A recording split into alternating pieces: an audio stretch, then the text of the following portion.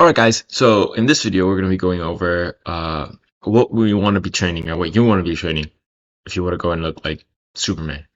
I did a video similar to this before where I was talking about Batman's training routine and how he organizes himself to get the best physique you can possibly get naturally. But since Superman doesn't have really realistic training routine, I'm going to be going over the training routine you might want to have to look like him. So yeah, let's get to the video. Alright guys, so here we can see a panel where we can see Superman.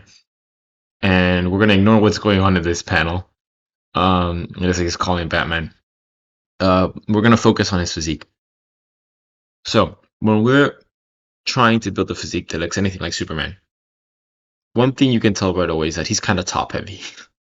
His legs are developed, they're not super developed compared to his upper body. We can see he has his big biceps, shoulders, pecs. So when we're breaking down the pecs, we're going to break this down by muscle group. We're going to go over the pecs, shoulders, biceps, and then core, how he trains them, and traps. So we have the pecs divided upper, lower. We're training upper pec to fill out the pec, which is mainly what Superman's doing in here, because you can see his pec is full. That gives us the fullness in the pec. We want to be doing movements like incline bench and incline dumbbell press, because those give us the biggest stimulus for muscle growth, because the upper part of the pec is what really gives size to the pec. The lower part of the pec gives us this nice round at the bottom. So if you want to do that, you will do like push-ups closer to your waist, or you do bench press, regular bench press that builds a lower chest, so you get that nice round look. If we're focusing on delt, what really gets you that big shoulder look where you have those big boulder shoulders is the side delt. The side delt we get from training like this, where we push weights. So if we do a dumbbell press, standard dumbbell press like this, if we do lateral raises, which you guys can see me doing, lateral raises, that will also build a nice solid side delt, gives us width to the shoulders. The front delt gives us this, you can see the front delt here, actually, the separation. I don't know if you guys can see my cursor, but there's a separation between the front delt and the side delt. I don't know if I can zoom in. Oh, no. Well, whatever. The front delt gives you like that imposing look when you're facing someone on straight on. In the back delt, the rear delt isn't really as visible, so most people don't even train it. But if you do want to train it, good training workout for that would be pull-ups. Pull-ups train it, although they don't even train it that much. The best training would be rear deck flies, which if you guys don't know, it's kind of like a machine and you do it like this.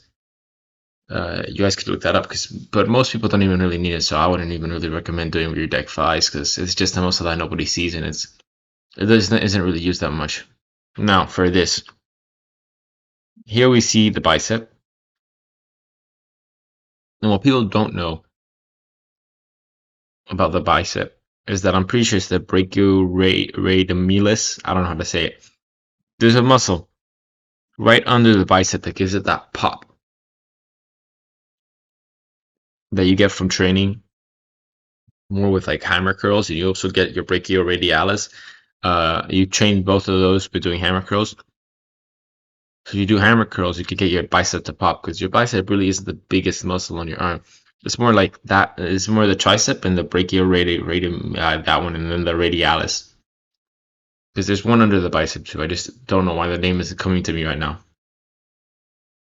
So if you want to build tricep, better use of your time, makes your arms look bigger than doing the bicep. The biceps about 30% of your arm, triceps about 70% of your arm, and this radial thing in the middle is tiny. It's tiny percent. I'd say like it's maybe 5-10%, but it gives that little pop that people really like in your bicep. So if you can train it, that'd be good too.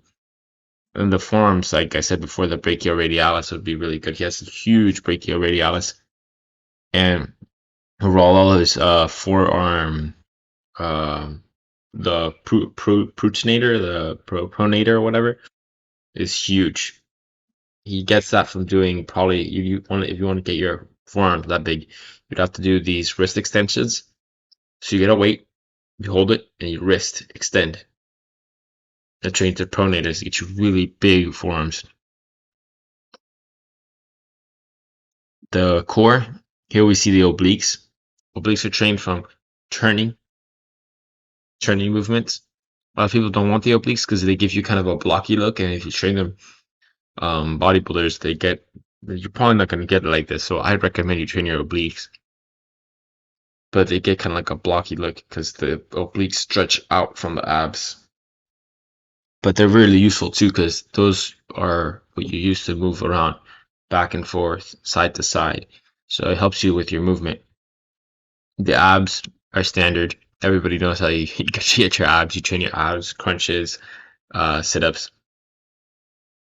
And yeah, his legs, you can see his legs are pretty well trained too. Because he has quads to do the pants. But in the second image here, I don't know, because there's an image to the right. If you see the image to the right, you can't really, his legs don't look nearly as big compared to his upper body.